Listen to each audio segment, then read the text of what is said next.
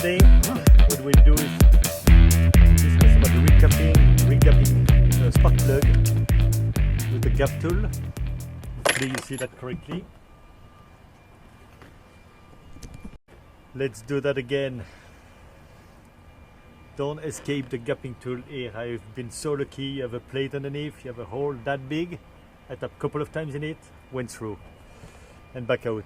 Anyway, we're going to talk about regapping a spark plug, which is not very complicated. Get your gap tool, insert that very gently, that way, turn around. Those ones are pre-gapped at 0.04, sorry. This shows about like 0.037 approximately. If you need to reduce it, that one should be gapped at 0.032 thousandths or 0.032. Just press with the back on it. I want to say gently, but you have to be, has to be pretty firm. I have done absolutely nothing. So you press on with the back side of the gapping tool, and I went way too far. If you need to re-extend it, actually increase the gap, use that hole and pry it up gently. So I'm going to go in reverse, measure. I'm at 0.3. Oh, I think I went too far. 0.35.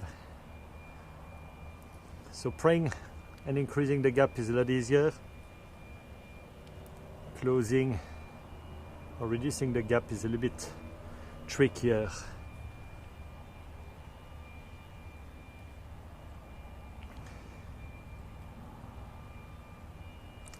And I don't know if you see clearly, if I slide it,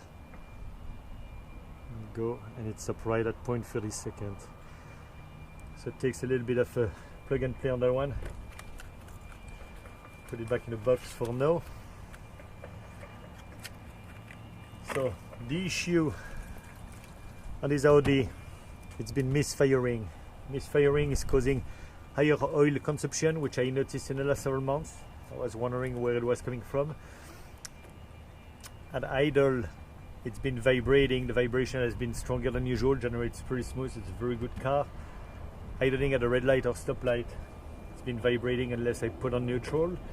And also the front tire, especially, it feels like it's coming from the driver's side. It's been wobbling. So troubleshooting it, people will tell you directly it's misfiring. So it's very cheap. Actually, they're $6.5 a piece. They're double platinum, the one that are advised to use to replace on an Audi 2.0 turbo. So let's get started. Remove that block gently, expose that, and we'll replace the 4 spark plugs that are underneath those 4 coils. For that, couple of things.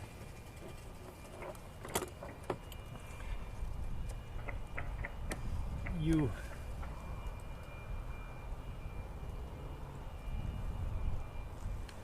unplug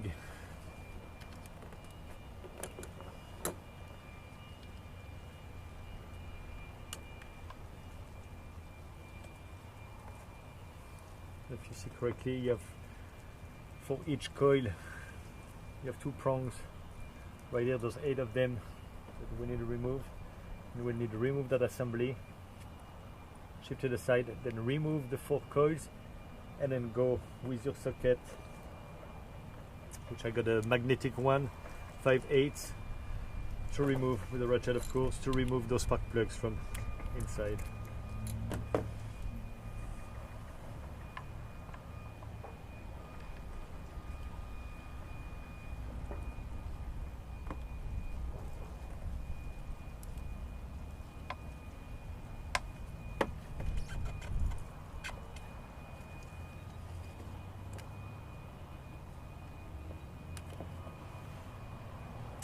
So you have that little gray tab here that you need to lift, and then just pull the plug. So lift it with your hands or screwdriver gently. lifted enough. Here we go. And then it will pull out very easily, so just be gentle on that gray tab. There we go. Not high enough.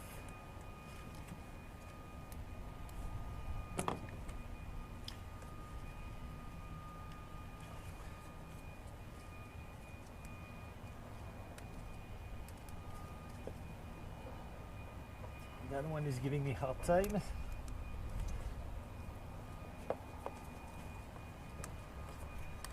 we go. You'll feel actually lift up that gray tab, lift it up, and then press inward, and then move it, and it just goes pretty easily. Here we go. Press, wiggle, and pull. Lift it up, press, wiggle, and pull. We've got two more. Press, wiggle, and roll up. And one more right here. Press, wiggle, and you got it out. We got those 8s out. So now what you need to do with a screwdriver, we'll start from that one. This is the furthest one from that connection right here. Press and wiggle. Press on that little tab. You see here that click and snapping.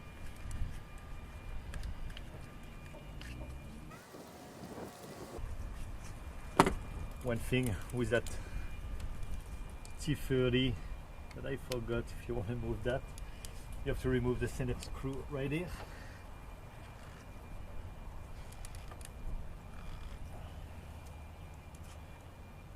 It's actually pretty tight. We need a ratchet for that. Okay, back with the ratchet.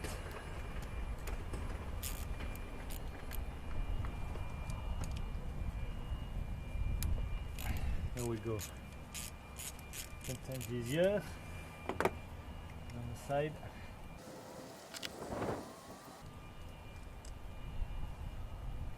Be careful, but I will leave the screw on so I don't misplace it. And then back to that. Press. Wiggle. There we go. The third one is popping out. There we go. 4 of them, so wiggle gently but firmly as well.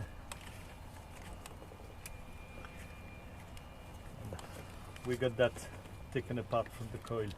Then gently put fingers on both sides of those coils. Wiggle. And here we go, I can feel it coming.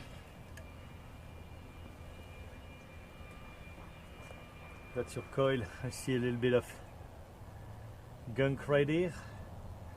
I will clean them, but other than that they look very nice. No corrosion, no defect. Store them gently. I will use the panel actually even here to store them. I like, for whatever reason, to keep them in order actually. Put them that way and go from there.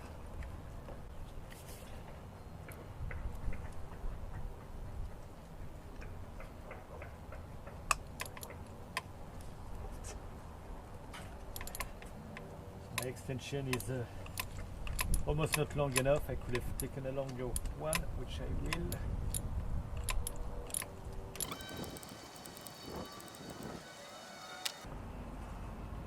This is the extension that you need. You don't need as long, but it will definitely be easier than the one I was using just before. So it's unscrewed so I can finish by hand. That's smoother. Here it is. Actually kind of oxidized, pretty dark. I'm curious to check the gap on that one.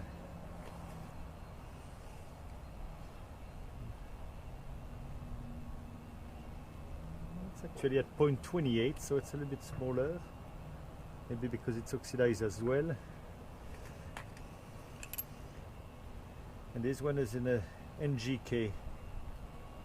Okay, the other ones, Autolite double platinum, were advised by the outfit I used for replacement. Okay, this is as complicated as it is, means like pretty basic. then put back the spark plug.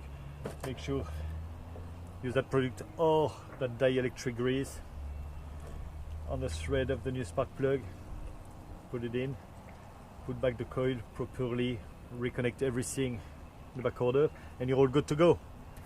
Hope you liked it. Let's finish the job.